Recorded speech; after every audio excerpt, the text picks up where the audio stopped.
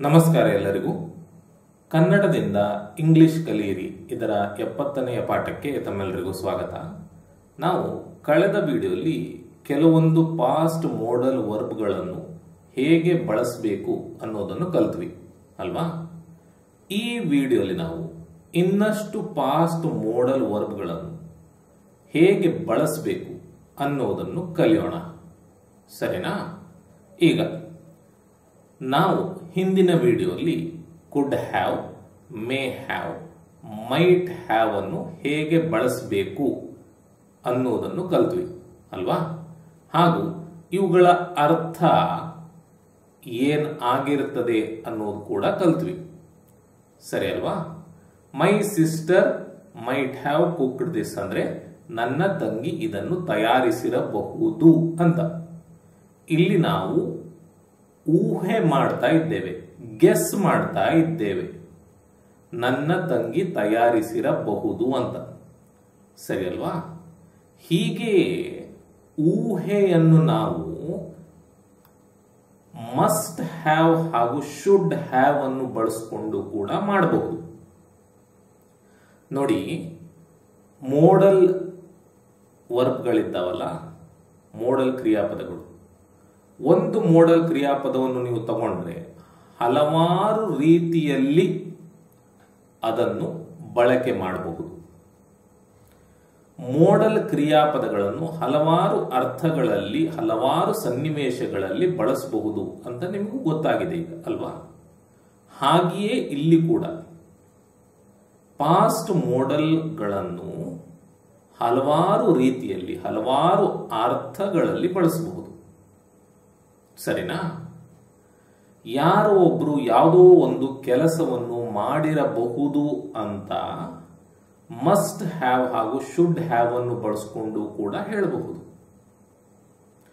My sister must have cooked this ಅಥವಾ my sister should have cooked this ಅಂದ್ರೆ ಈ ಎಲ್ಲ ಅರ್ಥಗಳು ಬರ್ತದೆ. ನನ್ನ ತಂಗಿ ಇದನ್ನು ತಯಾರಿಸಿರುತ್ತಾಳೆ, ನನ್ನ ತಂಗಿ ಇದನ್ನು ತಯಾರಿಸಿರಬೇಕು, ಬಹುಶಃ ನನ್ನ ತಂಗಿ ಇದನ್ನು ತಯಾರಿಸಿರಬೇಕು, ಖಂಡಿತ ನನ್ನ ತಂಗಿ ಇದನ್ನು ತಯಾರಿಸಿರಬೇಕು ಅಂತ, ಸರಿನಾ? ಇಲ್ಲಿಯೂ ಕೂಡ ನನ್ನ ತಂಗಿ ಇದನ್ನು ತಯಾರಿಸಿರಬಹುದು ಅಂತಲೇ ನಾವು ಊಹೆ ಮಾಡ್ತಾ ಇದ್ದೇವೆ. ನಮ್ಗೆ ಖಡಾಖಂಡಿತವಾಗಿ ಅವಳೇ ತಯಾರಿಸಿದ್ದಾಳ ಅನ್ನೋದು ಗೊತ್ತಿಲ್ಲ, ಸರಿನಾ? ಈಗ ಈ ವಾಕ್ಯವನ್ನು ತಗೊಳ್ಳೋಣ. ನನ್ನ ತಂಗಿ ಇದನ್ನು ತಯಾರಿಸಿರುತ್ತಾಳೆ ಅಂತ ಉಂಟು.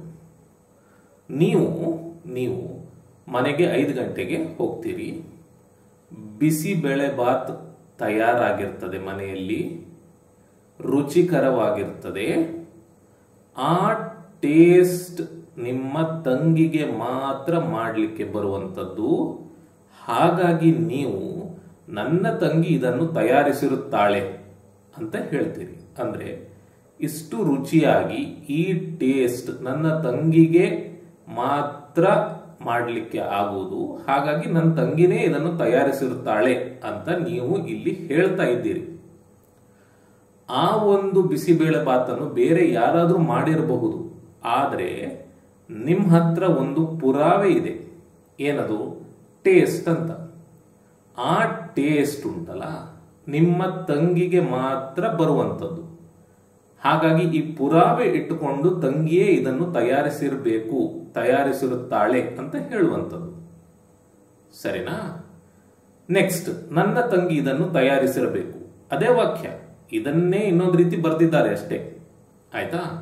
ಇದನ್ನೇ ಇನ್ನೊಂದು ರೀತಿ ಬರೆದು ಹೇಳ್ತಾ ಇದ್ದಾರೆ, ನನ್ನ ತಂಗಿ ಇದನ್ನು ತಯಾರಿಸಿರಬೇಕು ಅಂತ. ನೀವು 5 ಗಂಟೆಗೆ ಹೋಗ್ತೀರಿ, ಬಿಸಿಬೇಳೆ ಬಾತ್ ರೆಡಿ ಆಗಿರ್ತದೆ, ತಿಂತೀರಿ, ಟೇಸ್ಟ್ ಚೆನ್ನಾಗಿರ್ತದೆ. ಆ ಟೇಸ್ಟ್ ನಿಮ್ಮ ತಂಗಿಗೆ ಮಾತ್ರ ಮಾಡ್ಲಿಕ್ಕೆ ಸಾಧ್ಯ. ಹಾಗಾಗಿ ನಿಮ್ಮ ತಂಗಿನೇ ಇದನ್ನು ತಯಾರಿಸಿರಬೇಕು ಅಂತ ನೀವು ಹೇಳ್ತಾ ಇದ್ದೀರಿ. ಯಾರು ಬೇಕಾದ್ರೂ ತಯಾರಿಸಿರ್ಬೋದು, ಅಮ್ಮ ಮಾಡಿರ್ಬೋದು, ಅಪ್ಪನೂ ಕೂಡ ಮಾಡಿರ್ಬೋದು, ಇವತ್ತು ಗೊತ್ತಿಲ್ಲ ನಿಮ್ಗೆ. ಆ ಟೇಸ್ಟ್ ನಿಮ್ಮ ತಂಗಿಗೆ ಸಿಗುವುದಕ್ಕೋಸ್ಕರ ನಿಮ್ಮ ತಂಗಿಯೇ ಇದನ್ನು ತಯಾರಿಸಿರಬೇಕು ಅಂತ ನೀವು ಹೇಳ್ತೀರಿ. ಇಲ್ಲಿ ಕೂಡ ನೀವು ಊಹೆ ಮಾಡುವಂಥದ್ದು, ಆಯ್ತಾ? ಕೆಲವೊಮ್ಮೆ ಬಹುಶಃ ಹಾಗೂ ಖಂಡಿತ ಅನ್ನುವಂಥದ್ದು ಕನ್ನಡದಲ್ಲಿ ಸೇರ್ಕೊಳ್ತದೆ, ಆದರೆ ಇಂಗ್ಲಿಷ್ನಲ್ಲಿ ಇರುವುದಿಲ್ಲ. ಈ ವಾಕ್ಯವನ್ನು ಈ ರೀತಿ ಕೂಡ ಹೇಳ್ಬೋದು, ಈ ರೀತಿ ಕೂಡ ಹೇಳ್ಬೋದು. ಆದರೆ ಇಂಗ್ಲಿಷ್ನ ವಾಕ್ಯಗಳನ್ನು ನೀವು ನೋಡಿದಾಗ ಬಹುಶಃ ಹಾಗೂ ಖಂಡಿತ ಅನ್ನುವುದು ಇಲ್ಲ ಇಲ್ಲಿ. ಆದರೆ ಕನ್ನಡದಲ್ಲಿ ಆ ಅರ್ಥ ಬರ್ತದೆ. ಸರಿನಾ? ಹಾಗಾಗಿ ಎಲ್ಲ ಕಡೆಯೂ ನೀವು ನಿಮ್ಮ ತಂಗಿಯೇ ತಯಾರಿಸಿರಬಹುದು ಅಂತ ಊಹೆ ಮಾಡ್ತಾ ಇದ್ದೀರಿ. ಆದರೆ ಬೇರೆ ಬೇರೆ ವಾಕ್ಯಗಳನ್ನು ಬಳಸಿ ಅಷ್ಟೇ. ನೀವು ಯಾವುದನ್ನು ಬೇಕಾದರೂ ಬಳಸಬಹುದು. ಅರ್ಥ ಮಾಡ್ಕೊಳ್ಳಿ, ನೀವು ಯಾವುದನ್ನು ಬೇಕಾದರೂ ಬಳಸಬಹುದು. ನಾನು ಹೀಗೆ ಹೇಳಿದಾಗ ನಿಮ್ಮಲ್ಲಿ ಒಂದು ಪ್ರಶ್ನೆ ಬರ್ತದೆ, ನಾವು ಯಾವುದನ್ನು ಬೇಕಾದರೂ ಬಳಸಬಹುದು ಅಂತಿದ್ದಾಗ ಎಲ್ಲದನ್ನೂ ಕಲಿಯುವ ಅಗತ್ಯ ಏನಿದೆ ಅಂತ ಅಲ್ವಾ? ನೀವು ಯೋಚನೆ ಮಾಡುವಂಥದ್ದು ಸರಿಯೇ. ಇದನ್ನು ನಾನು ಯಾಕೆ ಹೇಳ್ಕೊಡ್ತಾ ಇದ್ದೇನೆಂದರೆ, ಬೇರೆಯವರು ಈ ರೀತಿ ವಾಕ್ಯವನ್ನು ರಚಿಸಿದಾಗ ನಿಮಗೆ ಅದರ ಅರ್ಥ ಗೊತ್ತಾಗಬೇಕು. ನೀವು ಏನು ಬಳಸ್ತೀರೋ ಅದು ಮುಖ್ಯ ಅಲ್ಲ. ಬೇರೆಯವರು ಮಾತನಾಡಿದಾಗ ಅದನ್ನು ಅರ್ಥ ಮಾಡ್ಕೊಳ್ಳಿಕ್ಕೆ ನಿಮ್ಗಾಗಬೇಕಲ್ವಾ? ಹಾಗಾಗಿ ನಾನು ಈ ಎಲ್ಲ ಉದಾಹರಣೆಗಳನ್ನು ಕೊಡ್ತಾ ಇದ್ದೇನೆ. ಸರಿನಾ? ಇನ್ನೊಂದು ಉದಾಹರಣೆಯನ್ನು ತಗೊಳ್ಳೋಣ. Suresh could have killed her, Suresh may have killed her, Suresh might have killed her. Suresh ಅವಳನ್ನು ಸಾಯಿಸಿರಬಹುದು ಅಂತ. ಸರಿನಾ? ಅದೇ ಈಗ Suresh must have killed her, Suresh should have killed her ಅಂದ್ರೆ ಸುರೇಶ್ ಅವಳನ್ನು ಸಾಯಿಸಿರುತ್ತಾನೆ ಅಥವಾ ಸುರೇಶ್ ಅವಳನ್ನು ಸಾಯಿಸಿರಬೇಕು ಅಂತ ಹೇಳುವಂಥದ್ದು. ಅಥವಾ ಬಹುಶಃ ಸುರೇಶ್ ಅವಳನ್ನು ಸಾಯಿಸಿರಬೇಕು ಅಥವಾ ಖಂಡಿತ ಸುರೇಶ್ ಅವಳನ್ನು ಸಾಯಿಸಿರಬೇಕು ಅಂತ ಹೇಳುವಂಥದ್ದು. ಇಲ್ಲಿಯೂ ಕೂಡ ನಿಮಗೆ ಸುರೇಶನೇ ಸಾಯಿಸಿದ್ದಾನೆ ಅನ್ನೋದು ಗೊತ್ತಿಲ್ಲ. ನೀವು ಊಹೆ ಮಾಡ್ತಾ ಇದ್ದೀರಿ. ನಿಮ್ಮ ಹತ್ರ ಪುರಾವೆ ಇದೆ, ಆಯ್ತಾ? ಸುರೇಶ್ ಅವಳು ಕೊಲೆಯಾದಾಗ ಮನೆಯಲ್ಲಿಯೇ ಇದ್ದ. ಸುರೇಶನಿಗೆ ಅವಳನ್ನು ನೋಡಿದರೆ ಆಗ್ತಾ ಇರಲಿಲ್ಲ, ಹಾಗಾಗಿ ಸುರೇಶೇ ಅವಳನ್ನು ಸಾಯಿಸಿರ್ತಾನೆ ಅಥವಾ ಸುರೇಶೇ ಅವಳನ್ನು ಸಾಯಿಸಿರಬೇಕು ಅಂತ ಹೇಳುವಂಥದ್ದು. ಸರಿನಾ? ಇಲ್ಲಿ ಈ ವಾಕ್ಯಗಳಲ್ಲಿ ನಿಮ್ಮ ಹತ್ರ ಸ್ವಲ್ಪ ಪುರಾವೆ ಇರ್ತದೆ. ಅಂದ್ರೆ ಸಾಯಿಸಿರುವ ಸಾಧ್ಯತೆ ಜಾಸ್ತಿ ಇರುತ್ತದೆ ಯಾವಾಗ ಮಸ್ಟ್ ಹ್ಯಾವ್ ಹಾಗೂ ಶುಡ್ ಹ್ಯಾವ್ ಅನ್ನು ಬಳಸಿದ್ದಾಗ. ಅಂದ್ರೆ ಯಾವುದೋ ಒಂದು ಕ್ರಿಯೆ ಇರ್ತದಲ್ಲ, ಅದು ನಡೆದಿರುವಂತಹ ಸಾಧ್ಯತೆ ಜಾಸ್ತಿ ಇರ್ತದೆ. ಇಲ್ಲಿ 50% ಸಾಯಿಸಿರಬಹುದು, ಇಲ್ಲದೆ ಕೂಡ ಇರಬಹುದು. ಇಲ್ಲಿ ಸಾಯಿಸಿರುವ ಸಾಧ್ಯತೆ ಜಾಸ್ತಿ ಇರ್ತದೆ. ಆದರೆ 100ಕ್ಕೆ 100 ಅಂತ ಹೇಳಲಿಕ್ಕೆ ಆಗುದಿಲ್ಲ. ಸರಿನಾ? ಇಲ್ಲಿ ಊಹಿಸ್ತಾ ಇದ್ದೀರಿ, ಇಲ್ಲಿ ಕೂಡ ಊಹಿಸ್ತಾ ಇದ್ದೀರಿ, ಆದರೆ ಇಲ್ಲಿ ಸಾಧ್ಯತೆ ಜಾಸ್ತಿ ಇರ್ತದೆ ಅಷ್ಟೇ. ಸರಿನಾ? ಇನ್ನೊಂದಷ್ಟು ಉದಾಹರಣೆಗಳನ್ನು ನೋಡೋಣ. ರವಿ ಮನೆಗೆ ಹೋಗಿರ್ತಾನೆ ಅಥವಾ ರವಿ ಮನೆಗೆ ಹೋಗಿರಬೇಕು. Ravi must have gone home. ಎಷ್ಟೊತ್ತಾಯ್ತು, ಇನ್ನೂ ರವಿ ಬರಲಿಲ್ಲ. ಎಲ್ಲಿ ಹೋಗಿದ್ದಾನೆ ರವಿ? ರವಿ ಮನೆಗೆ ಹೋಗಿರ್ತಾನೆ ಎಷ್ಟೊತ್ತಿಗೆ. ರವಿ ಮನೆಗೆ ಹೋಗಿರ್ಬೇಕು, ಅದಕ್ಕೆ ಬರಲಿಲ್ಲ ಅಂತ ಹೇಳುವಂಥದ್ದು. ಸರಿನಾ? ಸೊ ಮಸ್ಟ್ ಹ್ಯಾವ್ ಹಾಗೂ ಶುಡ್ ಹ್ಯಾವ್ ಅನ್ನು ಬಳಸಿ ವಾಕ್ಯವನ್ನು ರಚಿಸುವಾಗ ನಮಗೆ ಅವನು ಕ್ರಿಯೆ ಮಾಡಿದ್ದಾನೆ ಅಥವಾ ಯಾರಾದರೂ ಒಬ್ಬರು ಕ್ರಿಯೆ ಮಾಡಿದ್ದಾರೆ ಅಂತ ಹೇಳಲಿಕ್ಕೆ ಒಂದು ಪುರಾವೆ ಇರ್ತದೆ. ಆದರೆ 100ಕ್ಕೆ 100% ಆಗಿರುವುದಿಲ್ಲ. ಅಂದ್ರೆ ಮನೆಗೆ ಇಲ್ಲಿ ಹೋಗಿದ್ದಾನೆ ಅಂತ ಹೇಳಲಿಕ್ಕಾಗುವುದಿಲ್ಲ. ನಾವು ಮನೆಗೆ ಹೋಗಿದ್ದಾನೆ ಅಂತ ನಮ್ಗೆ ಗೊತ್ತಿದ್ರೆ ರವಿ ಹ್ಯಾಸ್ ಗಾನ್ ಹೋಮ್ ಅಂತ ನಾವು ಹೇಳ್ತಿದ್ವಿ, ಆಯ್ತಾ? ಬಟ್ ನಮ್ಗೆ ಗೊತ್ತಿಲ್ಲ, ಹಾಗಾಗಿ ನಾವು ಊಹೆ ಮಾಡ್ತಾ ಇದ್ದೀವಿ Ravi must have gone home ಅಂತ. ಆಯ್ತಾ? ಇನ್ನೊಂದು ಉದಾಹರಣೆ. ಅವಳು ತನ್ನ ಪರ್ಸನ್ನು ಬಸ್ನಲ್ಲಿ ಬಿಟ್ಟಿರಬೇಕು. She must have left her purse on the bus. ಅಂದ್ರೆ ಅವಳು ಪರ್ಸನ್ನು ಬಸ್ಸಿನಲ್ಲಿ ಬಿಟ್ಟಿರಬೇಕು ಅಂತ ಊಹೆ ಮಾಡ್ತಾ ಇದ್ದೇವೆ. ಬಿಟ್ಟಿದ್ದಾಳೋ ಇಲ್ವೋ ನಮಗೂ ಗೊತ್ತಿಲ್ಲ, ಆದರೆ ನಮ್ಮ ಹತ್ರ ಇರುವ ಪುರಾವೆ ಪ್ರಕಾರ ಬಸ್ನಲ್ಲಿಯೇ ಅವಳು ಬಿಟ್ಟಿದ್ದಾಳೆ ಅಂತ ಹೇಳ್ತಾ ಇದ್ದೇವೆ. ಇದು ಸತ್ಯನೂ ಇರ್ಬೋದು, ಸುಳ್ಳು ಇರ್ಬೋದು, ಆದರೆ ಬಸ್ಸಿನಲ್ಲಿ ಬಿಟ್ಟಿರುವ ಸಾಧ್ಯತೆ ಜಾಸ್ತಿ ಇರುತ್ತದೆ. ಸರಿನಾ? ಅನಿಲ್ ರೈಲ್ನ ಬದಲು ಬಸ್ ಹತ್ತಿದ್ದಿರಬೇಕು. Anil must have taken the bus instead of the train.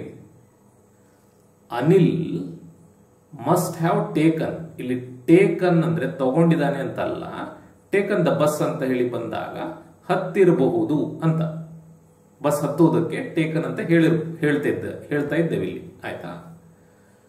Anil ಯಾವತ್ತೂ ರೈಲಿನಲ್ಲಿ ಬರುವಂಥದ್ದು.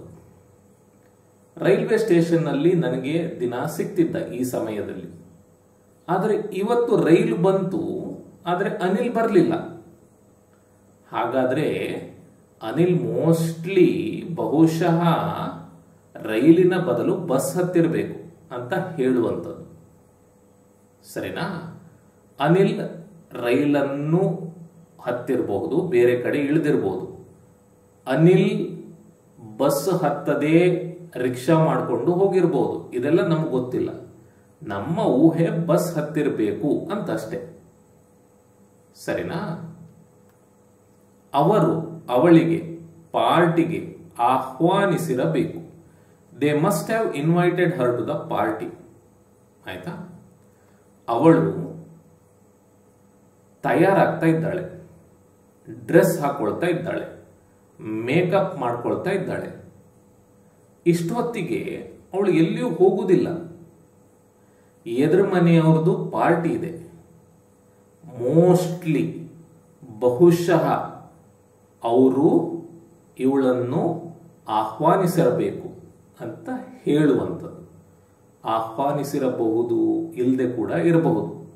ಆದರೆ ನಿಮ್ಮ ಹತ್ರ ಇರುವ ಪುರಾವೆಯ ಪ್ರಕಾರ ಅವಳನ್ನು ಆಹ್ವಾನಿಸಿರುತ್ತಾರೆ ಅಂತ ನೀವು ಹೇಳ್ತಾ ಇದ್ದೀರಿ. ಸರಿನಾ? ನೆಕ್ಸ್ಟ್, ನೀವು ನನ್ನ ಉದ್ದೇಶವನ್ನು ತಪ್ಪಾಗಿ ಭಾವಿಸಿರಬೇಕು. You must have mistaken my intentions. ಅವನು ಬಹಳ ಎತ್ತರದಿಂದ ಬಿದ್ದಿರಬೇಕು. He must have fallen from a great height. ಅವನು ಬಿದ್ದಿದ್ದಾನೆ, ಅವನ ಕಾಲಿಗೆ ತುಂಬಾ ಪೆಟ್ಟಾಗಿದೆ. ಅವನ ಕಾಲಿನ ಪೆಟ್ಟು ನೋಡಿದ್ರೆ ಅವನು ತುಂಬಾ ಎತ್ತರದಿಂದ ಬಿದ್ದಿರಬೇಕು, ಹೀಗೆ ಹೇಳುವಂಥದ್ದು. ಆಯ್ತಾ? ಊಹೆ ಮಾಡುವಂಥದ್ದು. ಕಳ್ಳನು ಹಿಂದಿನ ಬಾಗಿಲಿನಿಂದ ಪ್ರವೇಶಿಸಿರಬೇಕು. The thief must have entered by the rear door. ನೆಲವು ತೇವವಾಗಿದೆ, ಬೆಳಗ್ಗೆ ಮಳೆ ಬಂದಿರಬೇಕು. The ground is wet, it should have rained in the morning. ನೆಲವು ತೇವವಾಗಿದೆ, ದ ಗ್ರೌಂಡ್ ಈಸ್ ವೆಟ್, ಇದು ನಿಮ್ಮ ಪುರಾವೆ. ಬೆಳಗ್ಗೆ ಮಳೆ ಬಂದಿರಬೇಕು, it should have rained in the morning. ಆಯ್ತಾ? ಶುಡ್ ಹ್ಯಾವ್ ನಿಂದ ಏನೋ ಒಂದು ಕೆಲಸ ಆಗಿರಬೇಕು ಅಂತ ಹೇಳಿದ್ರು ಕೂಡ ಮಸ್ಟ್ ಹ್ಯಾವ್ ಅನ್ನೇ ಬಳಸುವಂಥದ್ದು ಜಾಸ್ತಿ. ಶುಡ್ ಹ್ಯಾವ್ ಅನ್ನು ಬಳಸುವುದಿಲ್ಲ. ಸರಿನಾ? ಈಗ Ravi must have gone home ಅಂದ್ರೆ ರವಿ ಮನೆಗೆ ಹೋಗಿರ್ತಾನೆ ಅಥವಾ ಹೋಗಿರಬೇಕು ಅಂತ ಅರ್ಥ. ಇದರ ನೆಗೆಟಿವ್ ಉಂಟಲ್ಲ, must not have gone home ಅಂತ ಆಗುದಿಲ್ಲ. ನಾವು Ravi must not have gone home ಅಂತ ಬಳಸೋದಿಲ್ಲ. ನಾವೇನ್ ಹೇಳ್ತೇವೆ? ರವಿ ಕುಡ್ ನಾಟ್ ಹ್ಯಾವ್ ಗಾನ್ ಹೋಮ್ ಅಂತ ಹೇಳ್ತೇವೆ. ಅಂದ್ರೆ ಏನರ್ಥ? ರವಿ ಮನೆಗೆ ಹೋಗಿರ್ಲಿಕ್ಕೆ ಸಾಧ್ಯನೇ ಇಲ್ಲ ಅಂತ. ಇದನ್ನು ನಾವು ಹಿಂದಿನ ವಿಡಿಯೋಲಿ ಕಲ್ತಿದ್ವಿ ಅಲ್ವಾ? ಸೊ ಪಾಸಿಟಿವ್ ಅಲ್ಲಿ ಇದನ್ನು ಬಳಸಿದ್ರು, ನೆಗೆಟಿವ್ ಅಲ್ಲಿ ಇದನ್ನು ಬಳಸ್ತೇವೆ. The thief must have entered by the rear door. ಕಳ್ಳನು ಹಿಂದಿನ ಬಾಗಿಲಿನಿಂದ ಪ್ರವೇಶಿಸಿರಬೇಕು. ಇದು ಪಾಸಿಟಿವ್ ಆಯಿತು. ನೆಗೆಟಿವ್ ಅನ್ನು ಮಸ್ಟ್ ನಾಟ್ ಹ್ಯಾವ್ ಅಂತ ಮಾಡೋದಿಲ್ಲ. The thief could not have entered by the rear door ಅಂತ ಹೇಳ್ತೇವೆ. ಕಳ್ಳನು ಹಿಂದಿನ ಬಾಗಿಲಿನಿಂದ ಪ್ರವೇಶಿಸಿರ್ಲಿಕ್ಕೆ ಸಾಧ್ಯನೇ ಇಲ್ಲ ಅಂತ. ಸರಿನಾ? ಇನ್ನು ಮಸ್ಟ್ ಹ್ಯಾವ್ ಹಾಗೂ ಶುಡ್ ಹ್ಯಾವ್ ಅನ್ನು ಪ್ರಶ್ನೆ ಹಾಗೂ ನಕಾರಾತ್ಮಕ ಪ್ರಶ್ನೆಯ ಸ್ಟ್ರಕ್ಚರ್ ನಲ್ಲಿ ಬಳಸುವಂತದ್ದು ಕಡಿಮೆ. ಸರಿನಾ? ಸೊ ಇದು ಮಸ್ಟ್ ಹ್ಯಾವ್ ಹಾಗೂ ಶುಡ್ ಹ್ಯಾವ್ ನ ಒಂದು ಬಳಕೆ. ಇನ್ನು ನಾವು ಶುಡ್ ಹ್ಯಾವ್, ಕುಡ್ ಹ್ಯಾವ್ ಹಾಗೂ ವುಡ್ ಹ್ಯಾವ್ ನ ಇನ್ನೊಂದು ಬಳಕೆಯನ್ನು ಕಲಿಯೋಣ. ಸರಿನಾ? ಶುಡ್ ಹ್ಯಾವ್ ನ ಒಂದು ಬಳಕೆ ಈಗಷ್ಟೇ ಕಲ್ತ್ವಿ, ಕುಡ್ ಹ್ಯಾವ್ ನದ್ದು ಹಿಂದಿನ ವಿಡಿಯೋಲಿ ಕಲ್ತಿದ್ವಿ, ವುಡ್ ಹ್ಯಾವ್ ನದ್ದು ಈಗ ಕಲಿತಾ ಇದ್ದೇವೆ. ಈಗ ನಾವು should have, could have, would have ಇವುಗಳ ಇನ್ನೊಂದು ಬಳಕೆಯನ್ನು ಕಲಿಯೋಣ. ಸರಿನಾ? ಶುಡ್ ಹ್ಯಾವ್ ಅಂತ ಬಳಸಿದಾಗ ಮಾಡಬೇಕಾಗಿತ್ತು, ಮಾಡಿದ್ರೆ ಒಳ್ಳೇದಿತ್ತು, ಆದರೆ ಮಾಡಲಿಲ್ಲ ಅನ್ನುವ ಅರ್ಥ ಸಿಗ್ತದೆ. ಕುಡ್ ಹ್ಯಾವ್ ಅನ್ನು ಬಳಸಿದರೆ ಮಾಡಲು ಆಗುತ್ತಿತ್ತು, ಮಾಡುವ ಸಾಮರ್ಥ್ಯ ಇತ್ತು, ಆದರೆ ಮಾಡಲಿಲ್ಲ ಅನ್ನುವ ಅರ್ಥ ಸಿಗ್ತದೆ. ವುಡ್ ಹ್ಯಾವ್ ಬಳಸಿದ್ರೆ ಮಾಡಬೇಕೆಂದು ಇದ್ದೆ, ಮಾಡಲು ಮನಸ್ಸಿತ್ತು, ಆದರೆ ಏನೋ ಒಂದು ಕಾರಣದಿಂದ ಮಾಡಲಿಲ್ಲ ಅನ್ನುವ ಅರ್ಥ ಸಿಗ್ತದೆ. ಸರಿನಾ? ಈಗ ನಾನು ಒಂದು ಉದಾಹರಣೆಯನ್ನು ತೆಗೆದುಕೊಂಡು ಈ ಮೂರರ ಬಗ್ಗೆ ವಿವರಿಸ್ತೇನೆ. ಸರಿನಾ? He should have invited you. ಅವನು ನಿಮ್ಮನ್ನು ಆಹ್ವಾನಿಸಬೇಕಿತ್ತು. He should have invited you. ಅವನು ನಿಮ್ಮನ್ನು ಆಹ್ವಾನಿಸಬೇಕಿತ್ತು ಅಂದ್ರೆ ಏನರ್ಥ? ಆಹ್ವಾನಿಸಲಿಲ್ಲ ಅಂತ ಅರ್ಥ. ಆಯ್ತಾ? ಆಹ್ವಾನಿಸಬೇಕಿತ್ತು ಆದ್ರೆ ಆಹ್ವಾನಿಸಲಿಲ್ಲ. ಇದೆ, ಮಾಡಬೇಕಿತ್ತು, ಮಾಡಿದ್ರೆ ಒಳ್ಳೆ ಇತ್ತು. ಆಹ್ವಾನಿಸಬೇಕಿತ್ತು, ಆಹ್ವಾನಿಸಿದ್ರೆ ಒಳ್ಳೆದಿತ್ತು, ಆದರೆ ಆಹ್ವಾನಿಸಲಿಲ್ಲ ಅನ್ನುವ ಅರ್ಥ. ಸರಿನಾ? Next, he could have invited you. ಅವನು ನಿಮ್ಮನ್ನು ಆಹ್ವಾನಿಸಬಹುದಿತ್ತು, ಆಹ್ವಾನಿಸುವ ಸಾಮರ್ಥ್ಯ ಇತ್ತು, ಆದರೆ ಆಹ್ವಾನಿಸಲಿಲ್ಲ ಅಂತ ಅರ್ಥ. He could have invited you. ಆಯ್ತಾ? Next, he would have invited you but he didn't have your number. ಅವರು ನಿಮ್ಮನ್ನು ಆಹ್ವಾನಿಸುತ್ತಿದ್ದರು, ಆದರೆ ಅವರ ಬಳಿ ನಿಮ್ಮ ಸಂಖ್ಯೆ ಇರಲಿಲ್ಲ. ಅವರು ನಿಮ್ಮನ್ನು ಆಹ್ವಾನಿಸಬೇಕಂತನೇ ಇದ್ರು, ಅವರಿಗೆ ಮನಸ್ಸಿತ್ತು, ಆದರೆ ಒಂದು ಕಾರಣದಿಂದ ಆಹ್ವಾನಿಸ್ಲಿಕ್ಕಾಗ್ಲಿಲ್ಲ. ಏನ್ ಕಾರಣ? ಅದನ್ನು ವಾಕ್ಯದಲ್ಲಿ ಕೊಟ್ಟಿರ್ತೇವೆ. ಅವರ ಹತ್ರ ನಿಮ್ಮ ಫೋನ್ ನಂಬರ್ ಇರಲಿಲ್ಲ. ಈ ರೀತಿ. ಸರಿನಾ? So should have, could have ಹಾಗೂ ವುಡ್ ಹ್ಯಾವ್ ನ ಅರ್ಥ ಇದು. ಇಲ್ಲಿ ಉದಾಹರಣೆಗೆ ರಮೇಶ್ ಹಾಗೂ ಸುರೇಶ್ ಇವರಿಬ್ರು ನಿಮ್ಮ ಫ್ರೆಂಡ್ಸ್. ಆಯ್ತಾ? ರಮೇಶನ ಮದುವೆಗೆ ಸುರೇಶನಿಗೆ ಇನ್ವಿಟೇಷನ್ ಇಲ್ಲ, ಅಂದ್ರೆ ಆಹ್ವಾನ ಇಲ್ಲ. ಆವಾಗ ನೀವು ಸುರೇಶನಿಗೆ ಹೇಳ್ತೀರಿ, ಅವರು ನಿಮ್ಮನ್ನು ಆಹ್ವಾನಿಸಬೇಕಿತ್ತು, ಅವರು ನಿಮ್ಮನ್ನು ಆಹ್ವಾನಿಸಿದ್ರೆ ಒಳ್ಳೆದಿತ್ತು, ನಿಮ್ಮ ಫ್ರೆಂಡ್ ಅವರು ಅಲ್ವಾ, ಆಹ್ವಾನಿಸಬೇಕಿತ್ತು ಅವರು, ಆದರೆ ಆಹ್ವಾನಿಸಲಿಲ್ಲ ಅಂತ ಹೇಳುವಂಥದ್ದು. He should have invited you. He could have invited you ಅಂದ್ರೆ ರಮೇಶ್ ನಿಮ್ಮನ್ನು ಆಹ್ವಾನಿಸಬಹುದಿತ್ತು, ಅವರ ಹತ್ರ ಮದುವೆಯ ಕಾಗದ ಕೂಡ ಇತ್ತು, ಸಮಯ ಕೂಡ ಇತ್ತು, ಸಾಮರ್ಥ್ಯ ಕೂಡ ಇತ್ತು, ಆದರೆ ಆಹ್ವಾನಿಸಲಿಲ್ಲ ಅನ್ನುವ ಅರ್ಥ he could have invited you ಕೊಡ್ತದೆ. ಅವರು ನಿಮ್ಮನ್ನು ಆಹ್ವಾನಿಸಬಹುದಿತ್ತು ಅಂದ್ರೆ ಆಹ್ವಾನಿಸಲಿಲ್ಲ ಅಂತ. He would have invited you. Ramesh ನಿಮ್ಮನ್ನು ಆಹ್ವಾನಿಸುತ್ತಿದ್ರು, ಆದರೆ ಅವರ ಹತ್ರ ನಿಮ್ಮ ನಂಬರ್ ಇರಲಿಲ್ಲ ಅಂತ ಹೇಳುವಂಥದ್ದು. He would have invited you but he did not have your number. ಸರಿನಾ? ಈ ಮೂರನ್ನು ನಾವು ಪಾಸ್ಟ್ ರಿಗ್ರೆಟ್ಸ್ ಅಂದ್ರೆ ಪಶ್ಚಾತ್ತಾಪ, ಭೂತಕಾಲದ ಪಶ್ಚಾತ್ತಾಪವನ್ನು ಹೇಳಲಿಕ್ಕೆ ಬಳಸ್ತೇವೆ. ಈ ಮೂರು ವಾಕ್ಯಗಳ ಅರ್ಥ ಕ್ರಿಯೆ ನಡಿಲಿಲ್ಲ ಅಂತಾನೆ. ಸರಿನಾ? ಇನ್ನಷ್ಟು ಉದಾಹರಣೆಗಳನ್ನು ನೋಡೋಣ. ನಾನು ಕಷ್ಟಪಟ್ಟು ಓದಬೇಕಾಗಿತ್ತು. I should have studied harder. ಇದನ್ನು ನಾನು ಯಾವಾಗ ಹೇಳ್ತೇನೆ ಹೇಳಿ? ಎಕ್ಸಾಮ್ ಆದಮೇಲೆ, ಎಕ್ಸಾಮಿನಲ್ಲಿ ಕಮ್ಮಿ ಮಾರ್ಕ್ ತೆಗೆದಾಗ ನಾನು ಕಷ್ಟಪಟ್ಟು ಓದಬೇಕಾಗಿತ್ತು ಅಂತ ಹೇಳ್ತೇನೆ. ಅಲ್ವಾ? ಅಂದ್ರೆ ಏನರ್ಥ? ನಾನು ಕಷ್ಟಪಟ್ಟು ಓದಲಿಲ್ಲ ಅಂತಾನೆ, ಸರಿ ಅಲ್ವಾ? I should have studied order. ಈಗ ಸ್ಟ್ರಕ್ಚರ್ ಉಂಟಲ್ಲ, ಸ್ಟ್ರಕ್ಚರ್ನ ಬಗ್ಗೆ ನಾನು ಮಾತೇ ಆಡಲಿಲ್ಲ ಈ ವಿಡಿಯೋಲಿ. ಯಾಕಂದ್ರೆ ಹಿಂದಿನ ವಿಡಿಯೋಲಿ ನಾವು ಏನ್ ಸ್ಟ್ರಕ್ಚರ್ ಕಲ್ತ್ವಿ ಅದೇ ಎಲ್ಲ ಕಡೆ ಬಳಸುವಂಥದ್ದು.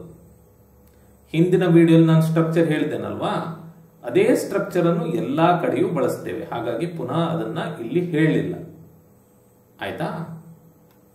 ಅವನು ಬೇಗ ಮಲಗಬೇಕಿತ್ತು. He should have gone to bed early. ಅವನು ಬೇಗ ಮಲಗಬೇಕಿತ್ತು. He should have gone to bed early ಅಂದ್ರೆ ಏನರ್ಥ? ಅವನು ಬೇಗ ಮಲಗಲಿಲ್ಲ ಅಂತ ಅರ್ಥ. ನೀನು ಬಂದಾಗ ನನಗೆ ಫೋನ್ ಮಾಡಬೇಕಾಗಿತ್ತು.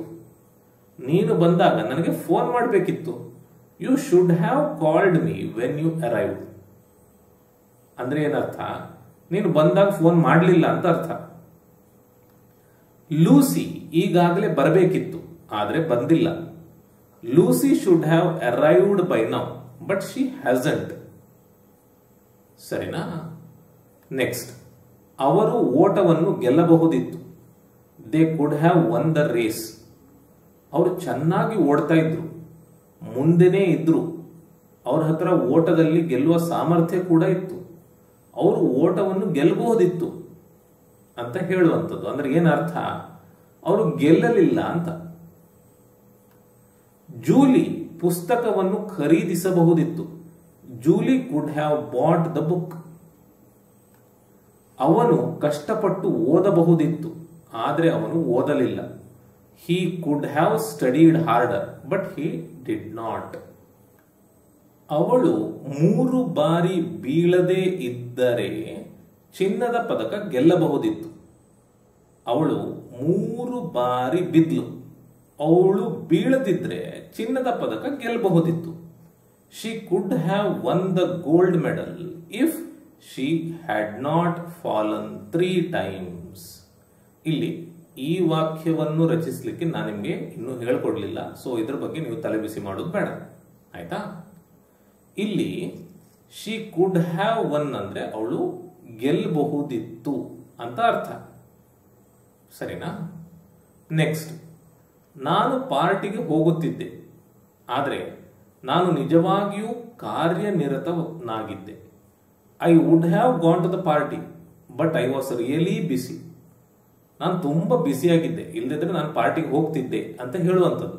ಅಂದ್ರೆ ಏನ್ ಅರ್ಥ? ಪಾರ್ಟಿಗೆ ಹೋಗ್ಲಿಲ್ಲ ಅಂತ ಅರ್ಥ, ಆಯ್ತಾ? ವುಡ್ ಹ್ಯಾವ್ ಬಂದಾಗ ಕ್ರಿಯೆಯನ್ನು ಯಾಕೆ ಮಾಡ್ಲಿಕ್ಕೆ ಆಗ್ಲಿಲ್ಲ ಅನ್ನೋದನ್ನು ಕೂಡ ನಾವು ವಾಕ್ಯದಲ್ಲೇ ಹೇಳ್ತೇವೆ. I would have gone to the party, ನೋಡಿ ನಾನು ಪಾರ್ಟಿಗೆ ಹೋಗ್ತಿದ್ದೆ ಆದ್ರೆ but I was really busy, ನಾನು ನಿಜವಾಗಿಯೂ ಕಾರ್ಯನಿರತನಾಗಿದ್ದೆ ಅಂತ ಹೇಳುವಂಥದ್ದು, ಆಯ್ತಾ? ನಾನು ಫೋನ್ ತಂದಿದ್ರೆ ಫೋಟೋ ತೆಗಿತಿದ್ದೆ ಅಂದ್ರೆ ಏನರ್ಥ? ನಾನು ಫೋನ್ ತರಲಿಲ್ಲ, ಫೋಟೋ ಕೂಡ ತೆಗಿಲಿಲ್ಲ ಅಂತ. I would have taken a photo if I had brought my phone. I would have taken a photo ಅಂದ್ರೆ ನಾನು ಫೋಟೋ ತೆಗಿತಿದ್ದೆ ಅಂತ. If I had brought my phone ಅಂದ್ರೆ ನಾನು ಫೋನ್ ತಂದಿದ್ರೆ ಅಂತ. ಕಾರಣವನ್ನು ಕೂಡ ನಾವು ವಾಕ್ಯದಲ್ಲಿ ಹೇಳ್ತೇವೆ. ಯಾವಾಗ? ವುಡ್ ಹ್ಯಾವ್ ಬಂದಾಗ, ಆಯ್ತಾ? ನಾನು ಅವನನ್ನು ನಂಬುತ್ತಿದ್ದೆ ಆದರೆ ನಾನು ನಂಬಲಿಲ್ಲ. I would have believed him but I did not. ನಾನು ಅವನನ್ನು ನಂಬುತ್ತಿದ್ದೆ ಆದರೆ ನಾನು ನಂಬಲಿಲ್ಲ. ಇಲ್ಲಿ ಕಾರಣ ಇಲ್ಲ, ಕೆಲವೊಮ್ಮೆ ಕಾರಣ ಬೇಕಾಗುವುದಿಲ್ಲ, ಆಯ್ತಾ? ಅವಳು ನನ್ನನ್ನು ನೋಡಿದ್ದರೆ ನನ್ನೊಂದಿಗೆ ಮಾತನಾಡುತ್ತಿದ್ಲು. If she had seen me she would have talked to me. ಅವಳು ನನ್ನನ್ನು ನೋಡಿದ್ರೆ ಮಾತನಾಡ್ತಿದ್ಲು. ಅವಳು ಮಾತನಾಡಲಿಲ್ಲ ಅಂದಮೇಲೆ ಅವಳು ನನ್ನನ್ನು ನೋಡಲಿಲ್ಲ ಅಂತ ಹೇಳುವಂಥದ್ದು, ಆಯ್ತಾ? ಇನ್ನು ನೆಗೆಟಿವ್, ಶುಡ್ ನಾಟ್ ಹ್ಯಾವ್ ಬಂದ್ರೆ ಮಾಡಬಾರ್ದಿತ್ತು ಆದ್ರೆ ಮಾಡಿದೆ ಅನ್ನುವ ಅರ್ಥ ಬರ್ತದೆ. ಕುಡ್ ನಾಟ್ ಹ್ಯಾವ್ ಬಂದ್ರೆ ಬಳಸಿದ್ರೆ ಮಾಡಲು ಆಗುತ್ತಿರಲಿಲ್ಲ ಅಥವಾ ಮಾಡಲು ಸಾಧ್ಯವಾಗುತ್ತಿರಲಿಲ್ಲ ಆದ್ರೆ ಆಯ್ತು ಅನ್ನುವ ಅರ್ಥ ಬರ್ತದೆ. ವುಡ್ ನಾಟ್ ಹ್ಯಾವ್ ಅನ್ನು ಬಳಸಿದರೆ ಮಾಡುತ್ತಿರಲಿಲ್ಲ ಆದರೆ ಮಾಡಿದೆ ಅನ್ನುವ ಅರ್ಥ ಬರ್ತದೆ. ಆಯ್ತಾ? ಇದನ್ನು ನೀವು ಮುಖ್ಯವಾಗಿ ನೆನ್ಪಿಟ್ಕೊಂಡ್ರೆ ವಾಕ್ಯಗಳ ಅರ್ಥ ಸರಿಯಾಗಿ ಆಗ್ತದೆ. ಆಯ್ತಾ? ಬನ್ನಿ ಉದಾಹರಣೆಗಳನ್ನು ನೋಡೋಣ. ನಾನು ನನ್ನ ಬಾಸ್ ಅನ್ನು ನಂಬಬಾರ್ದಿತ್ತು ಅಂದ್ರೆ ಏನರ್ಥ? ನಾನು ನಂಬಿದೆ ಅಂತ ಅರ್ಥ ಅಲ್ವಾ? I should not have believed my boss. ನಾನು ನನ್ನ ಬಾಸ್ ಅನ್ನು ನಂಬಾರ್ದಿತ್ತು ಆದ್ರೆ ನಂಬಿದೆ ಅನ್ನುವ ಅರ್ಥ. ನೀವು ನಿಮ್ಮ ಜೀವವನ್ನು ಪಣಕ್ಕಿಡಬಾರ್ದಿತ್ತು. You should not have risked your life ಅಂದ್ರೆ ಏನರ್ಥ? ಪಣಕ್ಕಿಟ್ರಿ ಅಂತ ಅರ್ಥ. ನಿಮ್ಮ ಸಹಾಯವಿಲ್ಲದೆ ನಾನು ಪರೀಕ್ಷೆಯಲ್ಲಿ ಉತ್ತೀರ್ಣನಾಗಲು ಸಾಧ್ಯವಾಗುತ್ತಿರಲಿಲ್ಲ ಅಂದ್ರೆ ಏನರ್ಥ? ನಿಮ್ಮ ಸಹಾಯ ಇಲ್ಲದೆ ಸಾಧ್ಯವಾಯಿತು ಅಂತ ಅರ್ಥ. I couldn't have passed the exam without your help.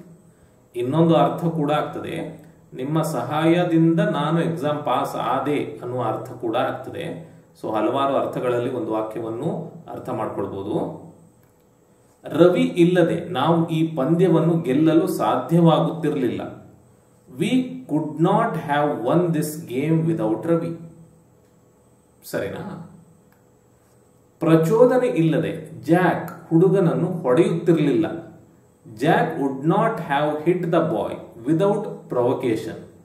Provocation ಅಂದ್ರೆ ಪ್ರಚೋದನೆ. ಆಯ್ತಾ? ದಾಳಿ ಮಾಡದಿದ್ದರೆ ನಾಯಿ ಬೊಗಳುತ್ತಿರಲಿಲ್ಲ. The dog would not have barked if it hadn't been attacked. ನೀನು ಹೇಳಿದ್ದಿದ್ದರೆ ನಾನು ಅಲ್ಲಿಗೆ ಹೋಗುತ್ತಾನೇ ಇರಲಿಲ್ಲ. If you had told me I would not have gone there. ನೀನು ನನಗೆ ಹೇಳಿದ್ರೆ ನಾನು ಅಲ್ಲಿಗೆ ಹೋಗ್ತಾನೆ ಇರಲಿಲ್ಲ ಅಂತ ಹೇಳುವಂಥದ್ದು. ಈ ರೀತಿ ಕೂಡ ಆಗ್ಬಹುದು. ಆಯ್ತಾ? If you had told me, ನೀನು ಹೇಳಿದ್ದಿದ್ರೆ I would not have gone there, ನಾನು ಅಲ್ಲಿಗೆ ಹೋಗ್ತಾನೆ ಇರಲಿಲ್ಲ. ನನ್ನ ಬಳಿ ಹಣವಿದ್ದಿದ್ರೆ ಅವರನ್ನು ಕೇಳ್ತಿರ್ಲಿಲ್ಲ. If I had money I would not have asked him. ನನ್ನ ಹತ್ರ ದುಡ್ಡಿದ್ದಿದ್ರೆ ನಾನು ಅವ್ರ ಹತ್ರ ಕೇಳ್ತಾನೆ ಇರಲಿಲ್ಲ ಅಂತ ಹೇಳುವಂಥದ್ದು. ಸರಿನಾ?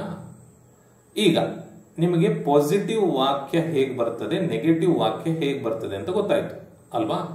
ಶುಡ್ ಹ್ಯಾವ್, ಕುಡ್ ಹ್ಯಾವ್ ಹಾಗೂ ಕುಡ್ ಹ್ಯಾವ್ ನದ್ದು. ಈಗ ನೀವು ಪ್ರಶ್ನೆ ಹಾಗೂ ನಕಾರಾತ್ಮಕ ಪ್ರಶ್ನೆಯನ್ನು ರಚಿಸುವ ಸಾಮರ್ಥ್ಯ ಹೊಂದಿರಬೇಕು. ಏನ್ ಅರ್ಥ ಬರ್ತದೆ ಅಂತ ಕೂಡ ನಿಮ್ಗೆ ಗೊತ್ತಾಗಿರ್ಬೇಕು ಇಷ್ಟೊತ್ತಿಗೆ. ಯಾಕಂದ್ರೆ ನಾವು 70ನೇ ವಿಡಿಯೋ ಅಲ್ಲಿ ಇದ್ದೇವೆ ಅಲ್ವಾ?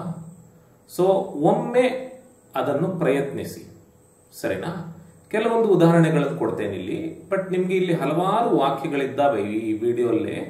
ಸೊ ನೀವಾಗಿಯೇ ನಕಾರಾತ್ಮಕ ಪ್ರಶ್ನೆ ಹಾಗೂ ಪ್ರಶ್ನೆಯನ್ನು ರಚಿಸಲಿಕ್ಕೆ ಪ್ರಯತ್ನಿಸಿ. ಸರಿನಾ? ಮೊದಲಿಗೆ ಪ್ರಶ್ನೆ, should I have invited Mary? ನಾನು ಮೇರಿಯನ್ನು ಆಹ್ವಾನಿಸಬೇಕಿತ್ತೇ? ಪ್ರಶ್ನೆ. Should I not have sent an apology?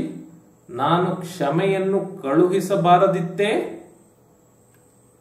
How could you have lied to us all these years? ಇಷ್ಟು ವರ್ಷ ನೀವು ನಮಗೆ ಹೇಗೆ ಸುಳ್ಳು ಹೇಳಲು ಸಾಧ್ಯವಾಯಿತು? Would you have brought it if I had told you before? ನಾನು ಮೊದಲೇ ಹೇಳಿದ್ದಿದ್ರೆ ತರುತ್ತಿದ್ದೆಯಾ? ಆಯ್ತಾ? ಸೊ ಇಲ್ಲಿ ಕೆಲವು ವಾಕ್ಯಗಳನ್ನು ಹಾಕಿದ್ದೇನೆ. ಇನ್ನು ಉಳಿದಿದ್ದನ್ನೆಲ್ಲ ನೀವಾಗಿಯೇ ಪ್ರಾಕ್ಟೀಸ್ ಮಾಡಿ. ಸರಿನಾ? ನೆಕ್ಸ್ಟ್ ನಾವೀಗ ವಿಲ್ ಹ್ಯಾವ್ ಹಾಗೂ ವುಡ್ ಹ್ಯಾವ್ ಅನ್ನು ಹೇಗೆ ಬಳಸಬಹುದು ಅನ್ನೋದನ್ನು ಕಲಿಯೋಣ. ಆಯ್ತಾ? ಇವುಗಳು ಪಾಸ್ಟ್ ಮೋಡಲ್ ಅಲ್ಲ, ಪಾಸ್ಟ್ ಮೋಡಲ್ ವರ್ಬ್ಗಳಲ್ಲ. ಆದ್ರೆ ವಿಲ್ ಹ್ಯಾವ್ ಹಾಗೂ ವುಡ್ ಹ್ಯಾವ್ ಅನ್ನು ಕಲ್ತು ಬಿಟ್ರೆ ನಾವು ಎಲ್ಲದನ್ನು ಕಲ್ತಾಗ ಆಗ್ತದೆ. ಸರಿನಾ? ವುಡ್ ಹ್ಯಾವ್ ನ ಒಂದು ಬಳಕೆ ನಿಮ್ಗೆ ಗೊತ್ತಾಗಿದೆ ಈಗ ಅಲ್ವಾ? ವುಡ್ ಹ್ಯಾವ್ ನ ಒಂದು ಬಳಕೆ ನಿಮ್ಗೆ ಗೊತ್ತಾಗಿದೆ. ಇನ್ನೊಂದು ಬಳಕೆ, ಇನ್ನೊಂದು ಅರ್ಥ ಈಗ ಕಲಿಯೋಣ. ನನ್ನ ತಾಯಿ ಇಷ್ಟೊತ್ತಿಗೆ ಮಲಗಿರುತ್ತಾರೆ. ಇದನ್ನು ನಾವು ವಿಲ್ ಹ್ಯಾವ್ ಅಥವಾ ವುಡ್ ಹ್ಯಾವ್ ಅನ್ನು ಬಳಸಿಕೊಂಡು ಹೇಳಬಹುದು. ಮೈ mother would have slept by now. ರಾತ್ರಿ 10 ಗಂಟೆ ಆಗಿದೆ, ಇಷ್ಟೊತ್ತಿಗೆ ನನ್ನಮ್ಮ ಮಲಗಿರ್ತಾರೆ ಅಂತ ಹೇಳುವಂಥದ್ದು. ಯಾವುದೋ ಒಂದು ಕ್ರಿಯೆ ನಡೆದಿರ್ತದೆ ಅಂತ ಹೇಳುವಂಥದ್ದು.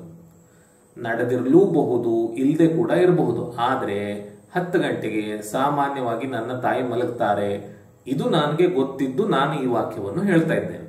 ಆಯ್ತಾ? ನನ್ನ ತಾಯಿ ಇಷ್ಟೊತ್ತಿಗೆ ಮಲಗಿರ್ತಾರೆ. My mother will have slept by now.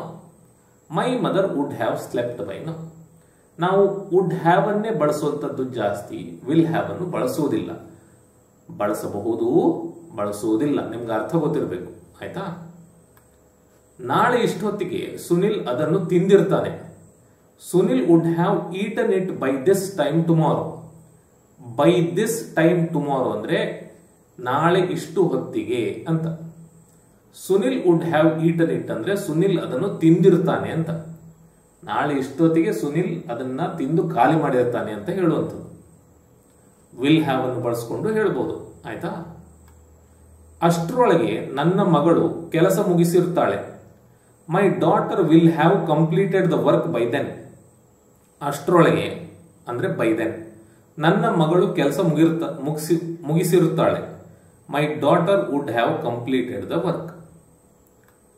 ನಾಳೆ ಬೆಳಗ್ಗೆ 8 ಗಂಟೆಗೆ ನಾವು ಬೆಂಗಳೂರು ತಲುಪಿರುತ್ತೇವೆ. We will have reached Bengaluru by 8 AM tomorrow. ನಾಳೆ 8 ಗಂಟೆಗೆ ನಾವು ಬೆಂಗಳೂರು ತಲುಪಿರುತ್ತೇವೆ ಅಂತ ಹೇಳುವಂಥದ್ದು. ವಿಲ್ ಹ್ಯಾವ್ ಅನ್ನು ಬಳಸ್ಕೊಂಡು ಹೇಳ್ಬೋದು, ವುಡ್ ಹ್ಯಾವ್ ಅನ್ನು ಬಳಸ್ಕೊಂಡು ಹೇಳ್ಬೋದು. ಆಯ್ತಾ? ಶಶಿ ಆ ಪತ್ರ ಖಂಡಿತ ಬರೆದಿರುವುದಿಲ್ಲ. ಶಶಿ ಆ ಲೆಟರ್ ಅನ್ನು, ಆ ಪತ್ರವನ್ನು ಖಂಡಿತ ಬರೆದಿರುವುದಿಲ್ಲ. ನನ್ಗೆ ಗೊತ್ತುಂಟು ಅವನು ಬರೆದಿರುವುದಿಲ್ಲ. ಆಯ್ತಾ? ಅವನು ಬರೆದಿರುವುದಿಲ್ಲ ಅಂತ ಇಲ್ಲಿ ವುಡ್ ನಾಟ್ ಹ್ಯಾವ್ ಅಥವಾ ವಿಲ್ ನಾಟ್ ಹ್ಯಾವ್ ಅನ್ನು ಬಳಸ್ಕೊಂಡು ಹೇಳ್ತಾ ಇದ್ದೀವಿ. Shashi would not have return that letter. ಅವನು ಖಂಡಿತ ಬರೆದಿರುವುದಿಲ್ಲ. ಇಷ್ಟೊತ್ತಿಗೆ ರೈಲ್ ಬಂದಿರುವುದಿಲ್ಲ. The train will not have arrived by now. ಇಷ್ಟೊತ್ತಿಗೆ ರೈಲು ಬಂದಿರುವುದಿಲ್ಲ. ಮಗು ಇಷ್ಟೊತ್ತಿಗೆ ಮಲಗಿರುತ್ತದೆಯೇ? ಪ್ರಶ್ನೆ. Will the baby have slept by now? Would ಬಳಸ್ಕೊಂಡು ಕೇಳಬಹುದು. Would the baby have slept by now? ಮಗು ಇಷ್ಟೊತ್ತಿಗೆ ಮಲಗಿರುತ್ತದೆಯೇ? ಅವಳು ನಮಗೆ ಆಹಾರ ತಯಾರು ಮಾಡಿರುವುದಿಲ್ಲವೇ? Will she not have cooked food for us? ಅಥವಾ would she not have cooked for us? ಈ ರೀತಿ. ಸರಿನಾ? ಸೊ ಈ ಅರ್ಥದಲ್ಲಿ ವಿಲ್ ಹ್ಯಾವ್ ಹಾಗೂ ವುಡ್ ಹ್ಯಾವ್ ಅನ್ನು ನಾವು ಬಳಸ್ತೇವೆ. ಸರಿನಾ? ಸರಿ. ಸೊ ನಿಮಗೆ ಅರ್ಥ ಆಗಿದೆ ನಾನು ಹೇಳ್ಕೊಟ್ಟಿದ್ದೆಲ್ಲ ಅಂತ ತಿಳ್ಕೊಂಡು ಈ ಒಂದು ಎಕ್ಸಸೈಸ್ ಅನ್ನು ಕೊಡ್ತಾ ಇದ್ದೇನೆ. ಇವುಗಳನ್ನು ಇಂಗ್ಲಿಷ್ಗೆ ಅನುವಾದ ಮಾಡಿ ಕಮೆಂಟ್ ಬಾಕ್ಸ್ ನಲ್ಲಿ ಹಾಕಿ. ಇನ್ನೊಂದು 5 ಸೆಕೆಂಡ್ ನಲ್ಲಿ ಉತ್ತರಗಳನ್ನು ಇಲ್ಲೇ ತೋರಿಸ್ತೇನೆ. ಸರಿ, ಇವಿಷ್ಟು ಉತ್ತರಗಳು. ಸರಿನಾ?